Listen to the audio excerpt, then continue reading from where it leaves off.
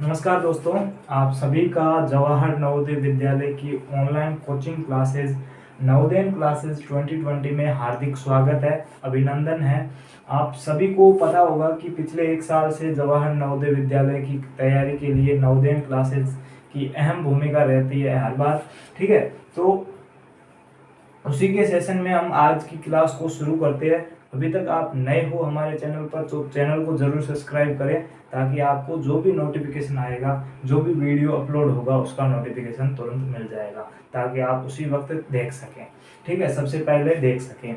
अब यहाँ पर कक्षा 6 की बात करेंगे। कक्षा 6 में मैथ्स का एक पार्ट हो गया है। ठीक है, एक पार्ट, आज दूसरा पार्ट करेंगे। तो पहला आपको ये बता देता हूँ कि हमने कल क्या पढ़ा था।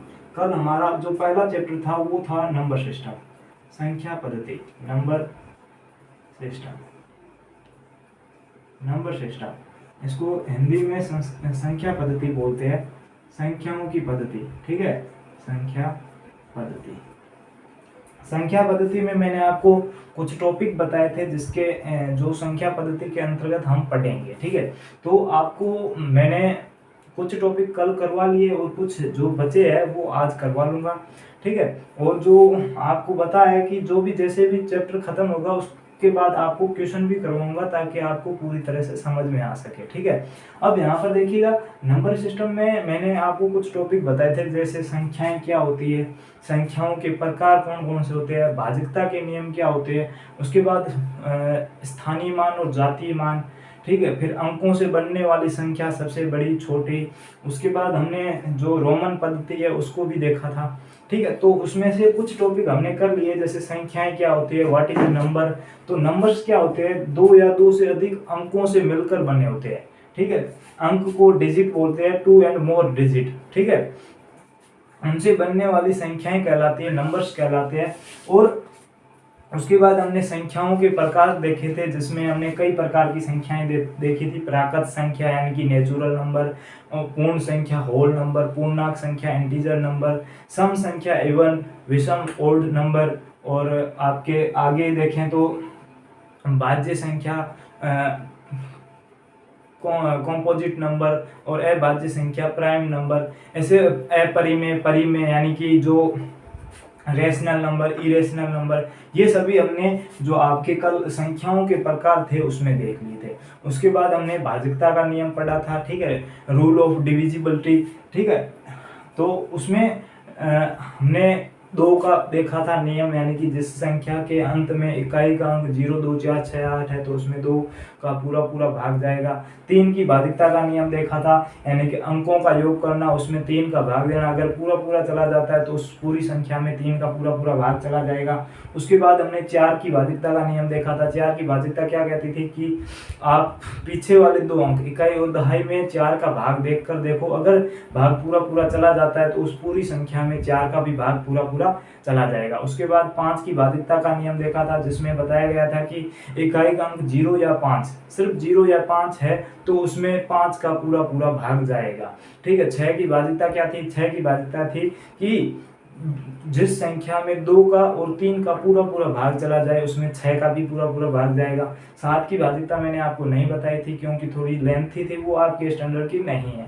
ठीक है, उसके बाद आगे 8 की भाज्यता देखी थी। तो 4 की भाज्यता में पीछे के 2 अंक देखते थे, इकाई और दहाई, लेकिन 8 की भाज्यता में हम पीछे के 3 अंक देखते हैं, इकाई, unit plus, tenth plus and hundred plus. ठीक है, इकाई, दहाई और सैकड़ा के स्थान देखते हैं। ठीक है, उसमें 3 अंकों में 8 का भाग देते हैं, डिवाइड करते हैं। अगर पूरा डिवाइड हो जाता है तो उसमें 8, पूरी संख्या में 8 का भाग पूरा चला जाएगा, नहीं तो नहीं जाएगा।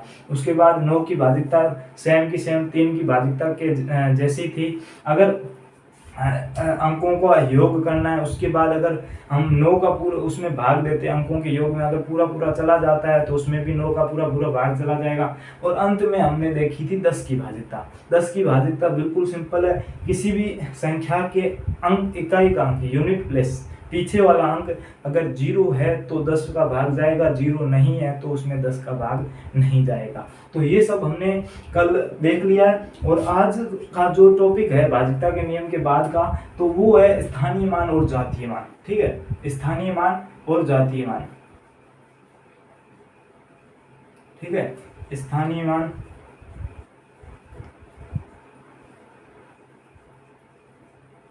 वह जातीय मान, ठीक है, स्थानीय मान व जातीय मान, ठीक है, place value and face value, face value, ठीक है। इसको समझने से पहले एक आपको चीज बताता हूँ कि स्थानीय मान का मतलब क्या है। कोई भी संख्या होती है ना, उसमें किसी भी अंक का हमें स्थानीय मान पूछ लिया जाता है कि इस डिजिट का आपको स्थानीय मान निकालना है, इसकी इस डिजिट की आपको प्लेस वैल्यू निकालनी है, इस डिजिट की आपको फेस वैल्यू निकालनी है। तो उसको कैसे निकालेंगे, पहले एक सीखेंगे कि एक संख्या मैं आपको बताता हूँ। संख्या क्या है, 3 4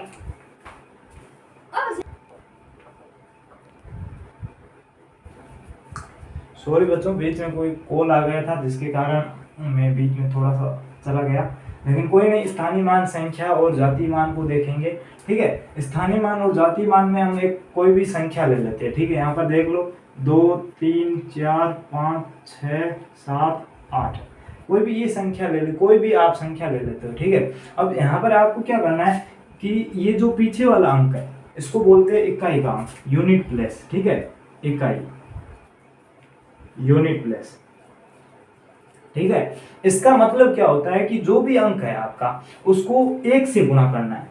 किससे गुणा करना है, 1 से। यानी कि अगर 8 का स्थानीय मान पूछे तो आपको क्या करना है, 8 को 1 से गुणा करना है, तो क्या आएगा, 8 ही आएगा। तो 8 का स्थानीय मान क्या है, 8 ही है। अब यहाँ पर देखो, ये तो यूनिट प्लेस यानी कि इकाई का अंक हो गया। उसके बाद 7 देखो, 7 क्या है, दहाई का अंक, दहाई का अंक, इसको 10th प्लेस बोलते हैं, ठीक है, 10th प्लेस, ठीक है। तो अब यहाँ पर 10th प्लेस क्या है, देखो दहाई का अंक, तो इसको इस दहाई का स्थान का मतलब क्या है, नहीं 10 से गुणा करना है। किससे गुणा करना है, 10 से गुणा करना है, ठीक है, गुणा 10 से करना है।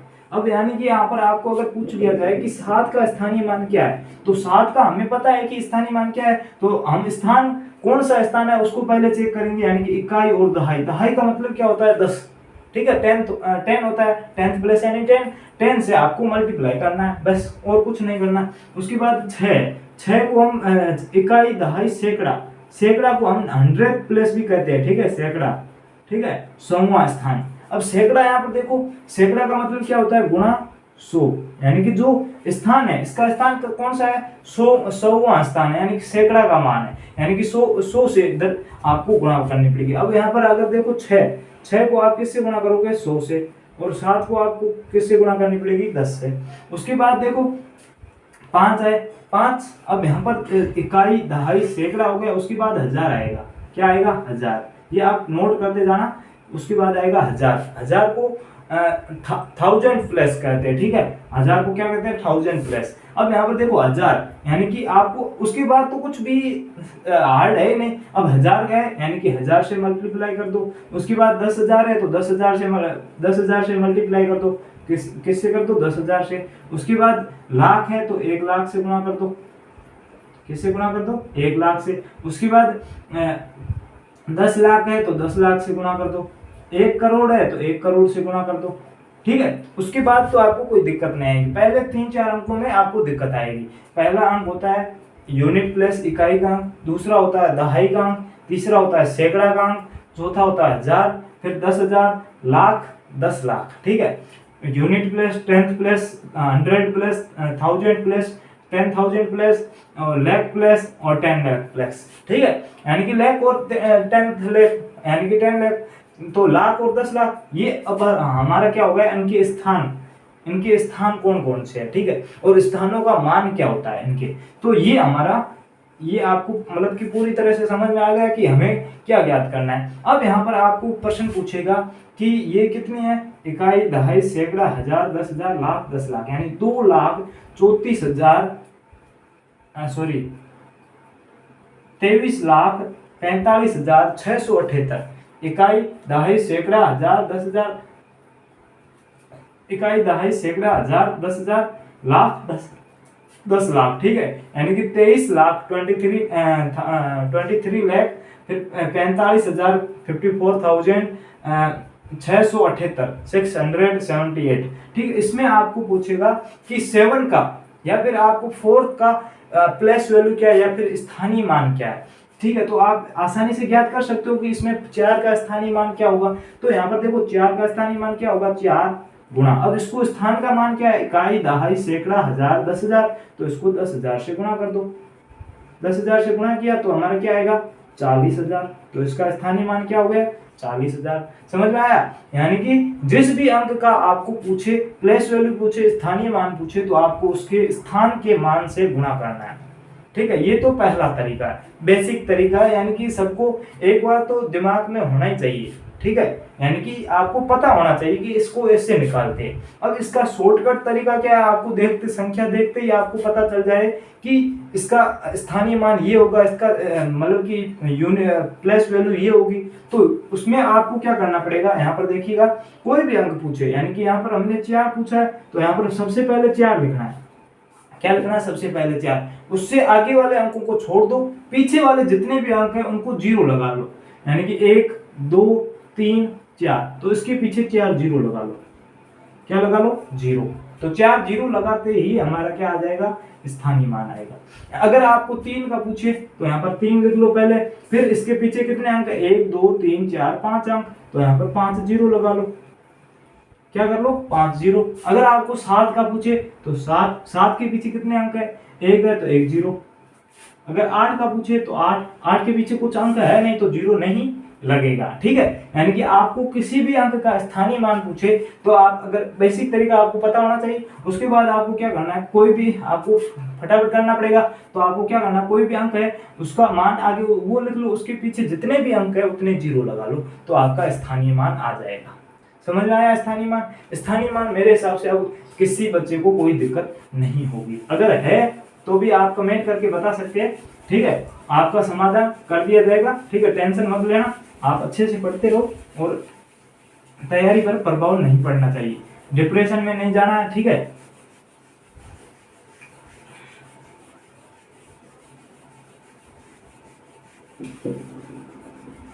अब यहाँ पर देखिएगा, नेक्स्ट देखते हैं। ठीक है, तो नेक्स्ट क्या है, स्थानीय मान, फेस वैल्यू हमने देख ली, अब सॉरी प्लेस वैल्यू देख ली, अब फेस वैल्यू देखेंगे, जातीय मान।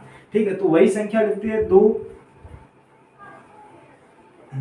3 4 5 6 7 और 8। ठीक है, यही संख्या लिखेंगे। अब हमें क्या ज्ञात करनी, फेस वैल्यू, फेस वैल्यू। ठीक है, फेस वैल्यू यानी कि जातीय मान। जातीय मान क्या होता है, जातीय मान का अगर शब्द बताऊं, जातीय मान, जातीय मान, जातीय मान यानी कि जाति क्या है, जाति। अब उस अंक की क्या जाति, अब आपको पता होगा कि 2 की क्या जाति है, 2 ही है, 3 की क्या जाति है, 3 ही है, 4 की क्या जाति है, 4 ही है, 5 की क्या जाति है, 5 ही है, 6 की क्या जाति है, 6 ही है, 7 की क्या जाति है, तो 7 की भी कौन सी जाति है, 7 ही होगी। 8 की क्या जाति है, तो 8 की भी कौन सी जाति होगी, 8। अब यानी कि स्थानीय मान में तो हमें स्थान का मान पता करना था, लेकिन जातीय मान यानी कि उसका खुद का कितना मान है, तो 2 का तो 2 ही होगा, 3 का 3 होगा, 4 का 4 होगा, 5 का 5 होगा, 6 का 6 होगा, 7 का 7 होगा, 8 का 8 होगा। इसीलिए जातीय मान बहुत ही सरल रहता है। क्या होता है, बहुत ही सरल रहता है। अब आपको कोई भी अंक पूछ ले कि इसमें 5 का जातीय मान क्या है, तो आपको पता होना चाहिए 5 का मान 5 ही होगा। यानी कि जिस अंक का जातीय मान पूछे वही जातीय मान होगा, उस अंक जो अंक है वही उसका जातीय मान होगा। 4 का पूछे जातीय मान, तो 4 का जातीय मान क्या होगा, 4 ही होगा। 7 का पूछे तो 7 का जातीय मान क्या होगा, 7 ही होगी, यानी फेस वैल्यू क्या होगी, 7 ही होगी। अगर 8 की फेस वैल्यू पूछे तो 8 की फेस वैल्यू क्या होगी, 8 ही होगी। ठीक है, समझ में आ रहा है। यानी कि जातीय या फेस वैल्यू यानी कि उस खुद का रियल मान क्या है। ठीक है, यानी कि 8 का रियल मान 8 ही है, 8 का 8 ही है, 7 का 7 है, 6 का 6 है। यानी कि जिस अंक, जिस डिजिट को आपका पूछ रहे हैं ना फेस वैल्यू, उस डिजिट का जो मान है वही उसका मान रहेगा। ठीक है, तो इसमें कोई दिक्कत नहीं होगी। अब मैं आपको इसमें जो जिस हिसाब से प्रश्न बनते हैं ना उसके बारे में बताऊंगा। ठीक है, तो जातीय मान और स्थानीय मान में आपको मेरे हिसाब से अब कोई दिक्कत नहीं होगी। स्थानीय मान में आपको क्या करना होगा कि जो स्थान का मान है, क्या है, जो स्थान का मान है वो आपको पता करना है। और जातीय मान में क्या होगा, जिस अंक का जो मान है, रियल वैल्यू है, वही उसका मान होगा। ठीक है, अब यहाँ पर देखिएगा, इसमें प्रश्न किस हिसाब से प्रश्न पूछ सकते हैं। ठीक है, प्रश्न पहले इस हिसाब से पूछ सकता है कि 23,532 में 5 का स्थानीय मान क्या है, स्थानीय मान। ठीक है, स्थानीय मान क्या है। अब इसकी जगह ये भी पूछ सकता है 5 का जातीय मान क्या है, तो हम ऐसे भी लिख सकते हैं 5 का स्थानीय मान या 5 का जातीय मान क्या है। ठीक है, एक ये प्रश्न बन सकता है। दूसरा प्रश्न क्या बनेगा, ठीक है, दूसरा प्रश्न पूछेगा कि संख्या 23,532, ठीक है, में 3 के स्थानीय, 1 मिनट, 3 के स्थानीय या फिर, ठीक है, स्थानीय मानों में अंतर क्या है। इंग्लिश मीडियम वाले टेंशन ना ले, बताऊंगा। ठीक है, उसके बाद तीसरा है 23,532 में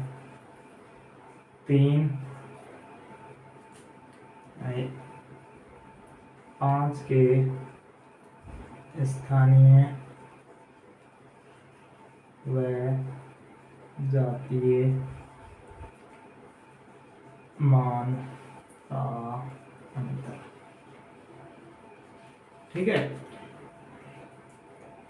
क्या है कि 5 का जो फेस वैल्यू है, ठीक है, difference between 5 face value and जो प्लेस वैल्यू है, 5 की जो स्थानीय मान है 5 का और जातीय मान है, उसका अंतर क्या होगा। ठीक है, या फिर आप सबसे पहले ये पूछेगा 5 का स्थानीय मान क्या है या 5 का जातीय मान क्या है। तो ये तो क्वेश्चन बहुत ही आसान है, मतलब कि 5 की फेस वैल्यू पूछ ली या 5 की प्लेस वैल्यू पूछ ली तो आराम से आप ज्ञात कर सकते हो। देखो यहाँ पर 5 की फेस वैल्यू कैसे ज्ञात करेंगे, या पहले प्लेस वैल्यू पूछिए तो प्लेस वैल्यू कैसे ज्ञात करेंगे, तो पहले 5 का 5 लिख लो, उसके बाद 1 2 अंक है तो 2 जीरो लगा लो, ये 5 की प्लेस वैल्यू आ गई, स्थानीय मान आ गया इसका। ठीक है, प्लेस वैल्यू आ गई। अब हमें 5 का जातीय मान फेस वैल्यू पूछे तो उसको क्या करना है, आपको मैंने अभी बताया कि 5 जिस अंक का हमें फेस वैल्यू पूछे, जातीय मान पूछे, उस अंक का मान ही होगा उसका फेस वैल्यू, उसका जातीय मान। तो 5 का पूछा है यानी कि आ जाएगा हमारा 5।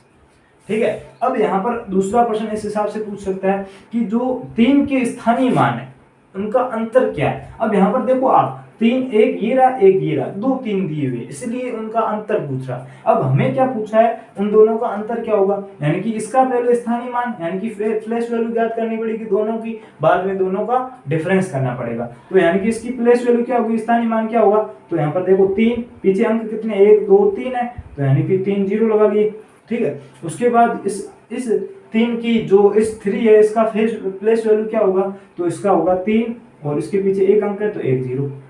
ठीक है, तो यहाँ पर इसमें दोनों को सब्सट्रैक्ट करना, घटाना, दोनों का डिफरेंस पूछा है, तो यानी कि इसमें से ये घटाएंगे तो क्या आएगा, तो यहाँ पर देख लो 7 0, उसके बाद यहाँ पर 29 आ जाएगा, यानी कि 2970 आ जाएगा हमारा, ये इस क्वेश्चन का आंसर हो जाएगा।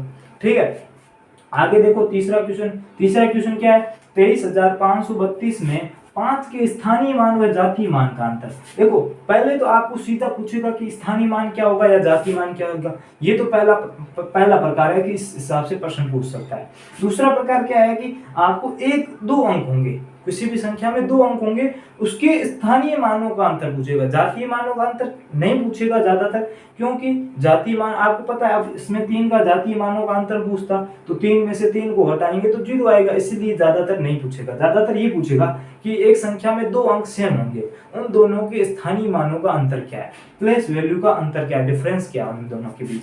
तीसरा, आपको कोई भी संख्या है ना, उसमें किसी भी अंक का, डिजिट का आपको स्थानीय व जातीय दोनों का डिफरेंस पूछ सकता है। तो यानी कि यहाँ पर 5 का पूछा है, तो यानी कि 5 का स्थानीय प्लेस वैल्यू क्या होगी, 5 पीछे 2 जीरो है तो 2 जीरो लगा लो, फिर माइनस अब अंतर पूछा इसलिए माइनस। अब 5 की जातीय मान क्या है, तो 5 का जातीय मान क्या होता है, 5 ही होता है। जिस कोई भी संख्या उसका जातीय मान या फेस वैल्यू वही संख्या होती है। तो 500 में से 5 को घटाएंगे तो क्या आएगा 495। समझ में आया। ये 3 प्रकार के प्रश्न आपके स्थानीय मान और जातीय मान में बनते हैं। और मैंने पहले ही आपको बता दिया था कि जो नंबर सिस्टम है, संख्या पद्धति है, उसमें हमारे ये दोनों टॉपिक बहुत ही इंपॉर्टेंट है। 90% इन दोनों क्वेश्चनों के इस प्रकार एक स्थानीय मान और जातीय मान टॉपिक था, एक अंकों से बनने वाली संख्या जो कि नेक्स्ट टॉपिक है, उनमें से बनते हैं। ठीक है, तो ये आपको पूरा समझ में आ गया या नहीं आ गया। स्थानीय मान और जातीय मान में ये 3 प्रश्न बनते हैं। ठीक है, इसके अलावा प्रश्न नहीं बनेगा, वो भी मैंने आपको पूरा बता दिया। ठीक है, प्रैक्टिस करेंगे। जो भी ये आपका पता है, आपको वीकली टेस्ट होता है। ठीक है, वीकली टेस्ट में जितना हमने पढ़ा है, एक वीक में 7 दिनों में हमने जितना पढ़ा है उसके अकॉर्डिंग आपको क्वेश्चन मिलेंगे। ठीक है, वो क्वेश्चन आपको सोल्व करने हैं, सोल्व करके हमें वापस भेजने हैं। वो आपको किसमें मिलेंगे, ओनली फॉर व्हाट्सएप ग्रुप। ठीक है, तो आप हमारे व्हाट्सएप ग्रुप से जुड़ जाएं ताकि आपको वहां पर पूरा का पूरा जो भी स्टडी मटेरियल है, जितना भी टेस्ट है, ये अगर आपको टेस्ट देते हो और उसमें अच्छे नंबर आते हैं या पूरे सही कर लेते हो, यानी कि उसमें ये आपका स्थानीय मान जातीय मान टॉपिक पूरी तरह से क्लियर हो जाएगा। कोई भी समस्या नहीं रहेगी, वो टेस्ट लेने के बाद में पता चलेगा। अभी तो आपको लग रहा होगा कि मेरा ये क्लियर हो गया। अब क्वेश्चन में दूंगा, उसमें अगर आप क्वेश्चन सारे सही करते हो तो मुझे भी लगेगा हाँ इन बच्चों ने सही किया, यानी कि इनके सारे के सारे मतलब कि पूरा का पूरा टॉपिक क्लियर हो गया। अब अगर आपके कुछ गलत हो जाते हैं तो मैं ये पता कर सकता हूँ कि हाँ किस बच्चे की कौन से टॉपिक में कौन सी मिस्टेक की है। ठीक है, कौन से टॉपिक में इसको दिक्कत है, ताकि मैं उसको पर्सनली भी उसको बता सकूँ। ठीक है, तो मेरे हिसाब से अब स्थानीय मान और जातीय मान, इसमें कोई भी दिक्कत नहीं होगी। ठीक है, अगर कोई भी है तो आप, मैंने पहले बता दिया, कमेंट कर सकते हैं। डिस्क्रिप्शन में आपको जो व्हाट्सएप ग्रुप है या फिर टेलीग्राम ग्रुप है उसका लिंक मिल जाएगा, वहां से जाकर आप वहां से भी हमें संपर्क कर सकते हैं। ठीक है, हमसे बात कर सकते हैं। ठीक है, तो अब नेक्स्ट टॉपिक की ओर बढ़ते हैं। ठीक है, नेक्स्ट टॉपिक हमारा कौन सा है, नेक्स्ट टॉपिक है जो अंकों से बनने वाली संख्या। तो इसमें बहुत ही मतलब कि अच्छा टॉपिक है। ठीक है, तो ये मतलब कि बच्चों एक बार बता दो कि फेस वैल्यू और प्लेस वैल्यू आपको समझ में आ गई, स्थानीय मान और जातीय मान। ठीक है, कोशिश कर रहा हूँ कि इंग्लिश मीडियम वाले बच्चों को भी कोई दिक्कत ना आए। ठीक है, शायद उनके लिए मैं प्रॉपरली तरीके से लिख नहीं पाता हूँ, उसके पीछे रीजन ये है कि अगर उन दोनों मीडियम को एक साथ में पूरा लिखूंगा तो मतलब कि एक वीडियो में मतलब जितना अभी पढ़ा पाता हूँ उतना नहीं पढ़ा पाऊंगा। ठीक है, उससे काफी गुना कम पढ़ा पाऊंगा। ठीक है, तो मैं सोच रहा हूँ कि आपका एक बार कोर्स पूरा हो जाए ना, तो उसके बाद आपको कोई दिक्कत नहीं होगी। ठीक है, अब नंबर सिस्टम में जो नेक्स्ट टॉपिक है वो हमारा है, नेक्स्ट टॉपिक कौन सा है, अंकों से बनने वाली संख्या है। ठीक है, नंबर कैसे बनते हैं, डिजिट से, अंकों से बनने वाली संख्या। अब इसमें आपको देखो ये टॉपिक है। ठीक है, इसमें किस हिसाब से प्रश्न होंगे और इसमें कितने प्रकार से प्रश्न बन सकते हैं वो इम्पोर्टेंट है। ठीक है, टॉपिक आपने क्लियर कर लिया कोई दिक्कत नहीं, प्रश्न किस हिसाब से बन रहे हैं वो आपको ध्यान पता करना पड़ेगा। तो इसमें 2 प्रकार से होते हैं, एक होती है सबसे छोटी संख्या,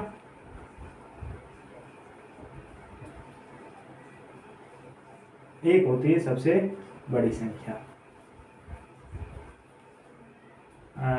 सबसे बड़ी संख्या, ठीक है, सबसे बड़ी संख्या। अब यहाँ पर आपको पहले मैं बड़ी संख्या, इसको बोलते हैं स्मॉलर नंबर। ठीक है, इसको बोलते हैं ग्रेटेस्ट,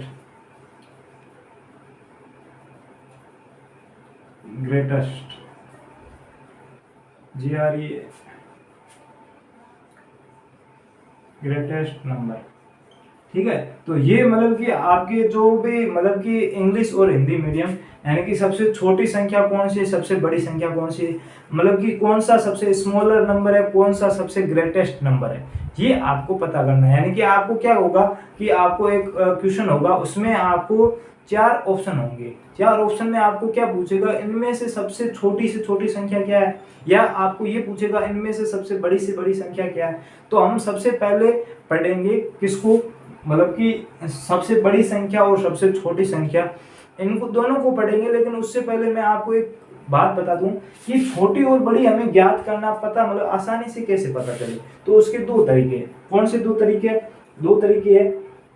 पहला तरीका है कि उसमें टोटल अंक कितने हैं, टोटल डिजिट कितने हैं, टोटल डिजिट यानी कि टोटल अंक कितने हैं, ठीक है। उसके बाद अगर टोटल दोनों में सेम अंक है, समान अंक है, तो उसके बाद उसको कैसे करेंगे, ठीक है। तो यहाँ पर मैं आपको एक ऑप्शन देता हूँ, 34, 5, 6, 7 और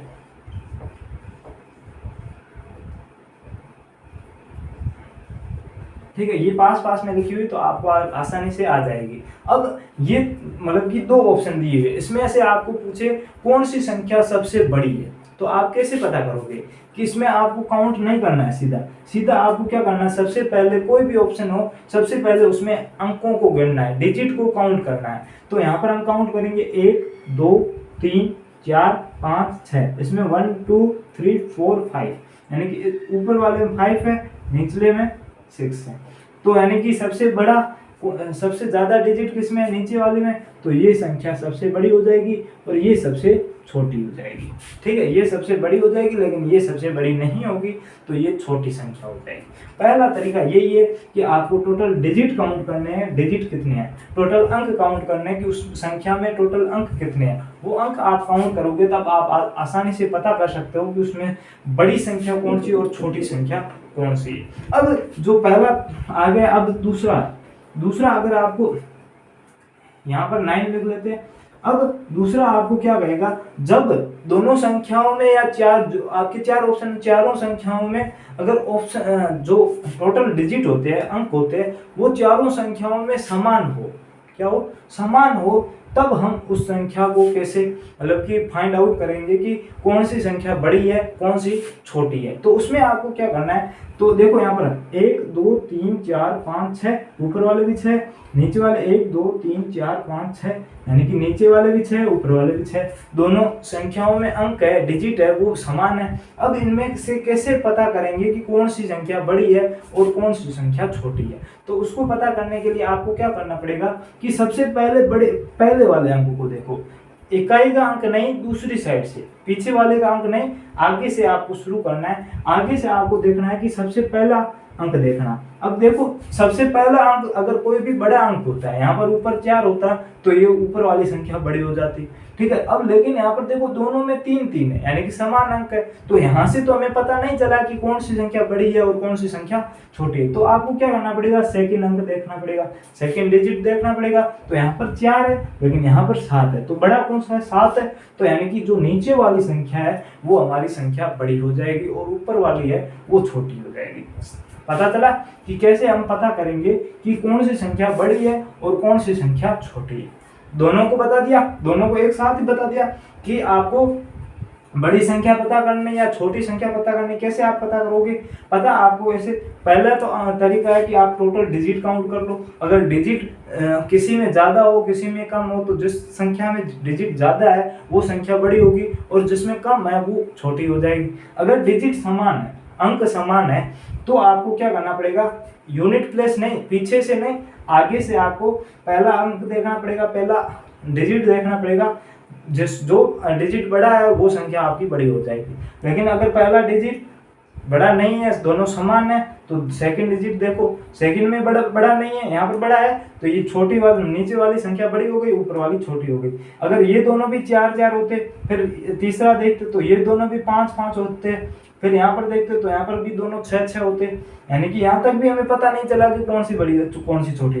यहाँ पर देखते यहाँ पर भी दोनों अंक बराबर है। अब लास्ट वाला देखते तो लास्ट वाला यहाँ पर 9 है, यहाँ पर 8 है, तो यहाँ पर 9 बड़ा होता है, यानी कि तब वहां पर क्या हो जाती, बड़ी वाली जो संख्या कौन सी होती है, जो आपकी ऊपर वाली संख्या वो बड़ी हो जाती है, लेकिन यहाँ पर 4 है वो छोटा है, 7 है वो बड़ा है, इसीलिए हमें पीछे जाने की जरूरत ही नहीं पड़ी, दूसरे अंक पर ही हमें पता चल गया कि कौन सी संख्या बड़ी है और कौन सी संख्या छोटी है। तो समझ में आ गया अंकों से बनने वाली संख्या, समझ में आया या नहीं आया? ठीक है, चलो आगे बढ़ते हैं।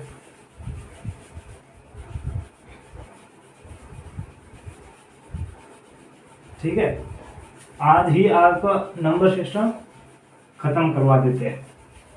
ठीक है, उसके बाद यहाँ पर नंबर सिस्टम में आपका कोई भी दिक्कत नहीं रहेगी, सारा का सारा मतलब कि चैप्टर खत्म हो जाएगा। उसके बाद इसके क्वेश्चन करेंगे, ये अंकों से बनने वाली संख्या। ठीक है, इसके 1-2 प्रश्न मैं बता देता हूँ कि किस हिसाब से प्रश्न पूछ सकते हैं। ठीक है, तो आपको ऐसा भी क्वेश्चन आ सकता है कि निम्न में से कौन सी संख्या बड़ी होगी या कौन सी संख्या छोटी होगी, तब तो आपको मैंने तरीका बताया वो करना है। लेकिन ज्यादातर क्या पूछता है कि 4 अंकों की सबसे बड़ी संख्या क्या है, 4 अंकों की सबसे बड़ी संख्या या सबसे छोटी संख्या कौन सी है। ठीक है, ये प्रश्न पूछ लेता है। ठीक है, 4 अंकों की सबसे बड़ी संख्या कौन सी या 4 अंकों की सबसे छोटी संख्या कौन है, तब आपको क्या करना है, आपको मैंने बताया थे यहाँ पर है ना सबसे बड़ी 4 अंकों की है, डिजिट की। ठीक है, तो मैंने डिजिट आपको टोटल 10 बताए थे, यानी कि टोटल 10 डिजिट बताए थे। कौन से बताए थे? 0। ठीक है, यहाँ पर देखो 0, 1, ठीक है, 2, शायद सही खत्म हो गई, 2, 3, 4, 5, 6, 7, 8, 9, ये मैंने टोटल आपको 10 डिजिट बताए थे। अब इसमें से सबसे बड़ा डिजिट कौन सा है? 9 है, और सबसे छोटा कौन सा है? 1, 0 है। ठीक है, तो अब यहाँ पर 4 अंकों की सबसे बड़ी संख्या पूछा है, तो यहाँ पर 4 जो भी सबसे बड़ा अंक कौन सा है? 9 है, तो 9 को 4 बार लिख लो, 9, 9, 9, 9। अब 4 अंकों की बन गई, तो 1, 2, 3, 4 डिजिट हो गए, और सबसे बड़ी पूछी है तो सबसे बड़ा अंक कौन सा है, तो ये लिखना है। तो ये आपका हो जाएगा 4 अंकों की सबसे बड़ी संख्या। अब आप यही गलती छोटे में मत करना, यही गलती छोटी में मत करना। अब आप सोचोगे कि छोटी 4 अंकों की सबसे छोटी से छोटी संख्या कौन सी है, तो आप छोटा अंक पता करोगे, छोटा अंक कौन सा है, तो छोटा अंक आपको लगेगा 0 है, तो यहाँ पर आप 4 0 लिख लेंगे, 4 0 लिख लोगे, क्योंकि जो मैंने ऊपर जो तरीका बताया वही तरीका आप नीचे में भी फॉलो करोगे, तो यहाँ पर क्या होगा? 4 0 लिख लोगे। 4 0 या 5 0 या फिर 1000 0 या फिर 1 0, उसका मान मतलब हमेशा 0 ही होता है। तो ये इसका मान क्या हो गया? 0 हो गया, तो इसका मान 0 हो गया, तो ये 4 अंकों की बनी नहीं, ये तो 1 अंक की ही बनी है। अब इस समस्या से दूर करने के लिए हमें क्या करना पड़ेगा? आप सोचोगे कि हम पीछे एक लगा लेते हैं। ठीक है, पीछे 1 लगा लेते हैं, जिससे ये समस्या का समाधान हो सकता है। लेकिन आपको मैं एक बात बताता हूँ, कोई भी संख्या के आगे नंबर होते हैं ना, तो इस पूरी संख्या का मतलब क्या है? पूरी संख्या का मतलब 1 ही है। टोटल कितना है? 1 है। ठीक है, कितना है? 1 है, तो ये 1 है, ये भी 1 अंक की संख्या बन गई, 4 अंकों की तो नहीं बनी। तो आपको क्या करना है? पीछे 1 नहीं लगाना है, आगे 1 लगाना है। ठीक है, सबसे पहले छोटी संख्या पूछे, 4 अंकों की पूछे या 5 अंकों की पूछे, तो सबसे पहले 1 आपको लिखना है। उसके बाद जितने भी अंक बच गए, 3 अंक बच गए, तो 3 0 लगा लो। ये 4 अंकों की सबसे से छोटी संख्या बन गई। 2 अंकों की सबसे छोटी से छोटी संख्या, तो पहले 1 लगा लो, छोटी में सबसे पहले 1 लगाना। ठीक है, क्या करना है? 1 लगाना। अब 2 अंकों की पूछी है, तो 1 अंक पीछे बच गया, तो 1 0 लगा लो। अगर 5 अंकों की पूछता, तो यहाँ पर 1 सबसे पहले, और पीछे 4 अंक बच गए, तो 4 0। ये सबसे 5 अंकों की सबसे छोटी से छोटी बनाने में दिक्कत आएगी, लेकिन बड़ी से बड़ी में कोई दिक्कत नहीं होगी। जो बड़ा अंक है 9 है, तो 9 को 4 बार लिख लो, 5 बार लिख लो। जितने अंकों 6 अंकों की पूछी है, तो 9 को 6 बार लिख लो, 6 बार रिपीट कर दो, तो वो सबसे ग्रेटेस्ट नंबर आपका हो जाएगा। स्मॉलर नंबर में आपको दिक्कत आएगी। ठीक है, प्रॉब्लम होगी आपको। तो अब आपको कोई भी समस्या हो तो आप कमेंट कर सकते हो इसमें। ठीक है, छोटी और बड़ी में 4 अंकों की या फिर 5 अंकों की बढ़ाने में कोई दिक्कत नहीं है। ठीक है, अब आगे बढ़ते हैं।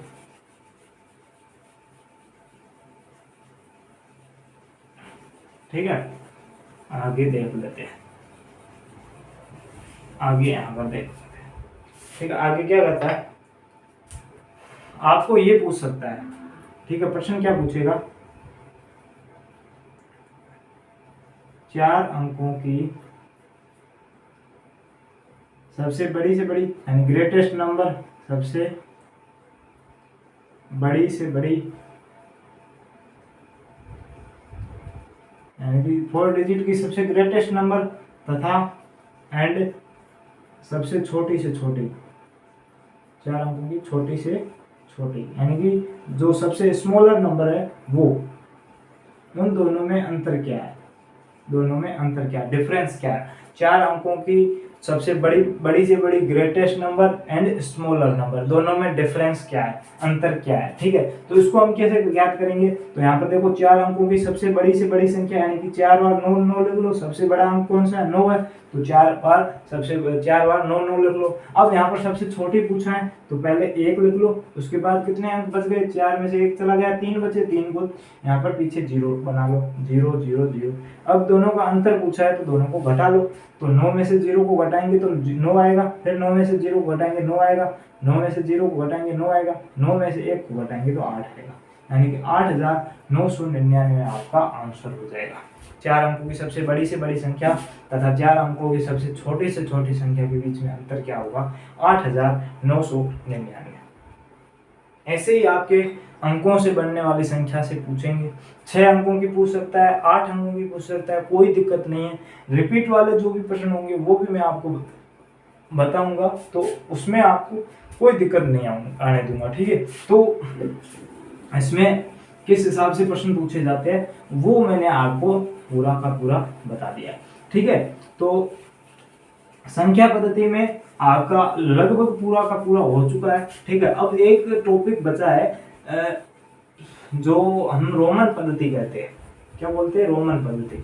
रोमन पद्धति का है तो वो मैं आपको कल की क्लास होगी, नेक्स्ट क्लास होगी, उसमें मैं आपको बता दूंगा। क्यों बताऊंगा, क्योंकि उसके बाद वो पहले वीडियो में पहले वो बता दूंगा, उसके बाद जो भी इस पूरे चैप्टर के क्वेश्चन बन सकते हैं, इस चैप्टर में से किस हिसाब से क्वेश्चन बन सकते हैं, उस पूरे क्वेश्चनों का सोल्व करेंगे, उस पूरे क्वेश्चनों को सोल्व करेंगे और आपको कोई भी समस्या नहीं आने दूंगा। ठीक है, हमने पूरा कंटेंट पढ़ लिया है। ठीक है, अब एक जो टॉपिक रहा है वो नेक्स्ट वीडियो में पहले थोड़ा इंट्रोडक्शन में 5-10 मिनट में हो जाएगा। उसके बाद जितने भी प्रश्न बनते हैं आपके इस टॉपिक से, संख्या पद्धति, नंबर सिस्टम से, भले वो संख्याओं से हो, संख्याओं के प्रकार से हो, टाइप्स ऑफ नंबर से हो, या फिर स्थानीय मान यानी कि प्लेस वैल्यू या फेस वैल्यू जाति मान से हो, या फिर आपके ये सबसे ग्रेटेस्ट और स्मॉलर या स्मॉलेस्ट बोल सकते हैं, स्मॉलेस्ट इस नंबर से हो, या फिर रोमन पद्धति से हो, किसी से भी हो, वो हम कल के वीडियो में पूरी तरह से देख लेंगे। तो मेरे हिसाब से आज के लिए आपकी क्लास यहीं तक समाप्त करता हूँ, और नेक्स्ट जो भी क्लास होगी उसमें आपको पूरा का पूरा ये चैप्टर क्लियर हो जाएगा। ठीक है, तो दोस्तों आज के लिए धन्यवाद। नेक्स्ट वीडियो में मिलते हैं फिर से एक नई ऊर्जा के साथ, ताकि आपका पूरा का पूरा टॉपिक क्लियर हो जाए। धन्यवाद। जय हिंद, जय भारत, वंदे मातरम।